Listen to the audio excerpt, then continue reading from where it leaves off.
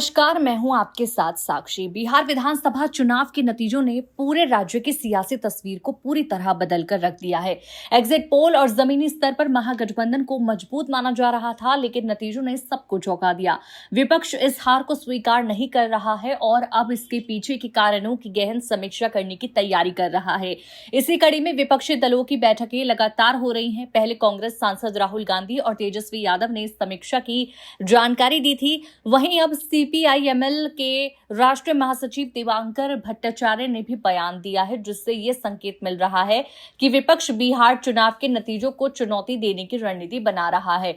दीपांकर भट्टाचार्य ने press conference में बताया कि 18 से 24 नवंबर तक विपक्ष की बैठकें चलेंगी, जिनमें नतीजों की गहन समीक्षा की जाएगी। उन्होंने साफ कहा कि ये नतीजे असामान्य और अस्वाभाविक हैं।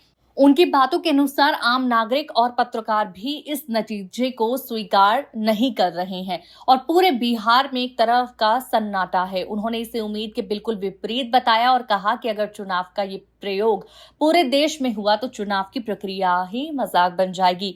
भट्टाचार्य ने 3 बड़े मुद्दों का जिक्र किया। पहला, नंबर प्रयोग SIR, जिसमें 70 लाख लोगों के नाम काटे गए। दूसरा, कैश ट्रांसफर की अनियंत्रित प्रणाली, जिससे सरकार सत्ता में रहते हुए पैसे बांट सकती है और चुनाव आयोग निरीक्षण करने के बावजूद कोई रोक नहीं लगा पाए। तीसरा, पूरे चुनाव में ऐसे प्रयोग जो लोकतंत्र के आधार को कमजोर कर रहे हैं। उनके इस बयान में साफ है कि विपक्ष नतीजों को आसानी से मानकर चुप नहीं बैठेगा, बल्कि इसका विश्लेषण कर असली स्थिति सामने लाएगा।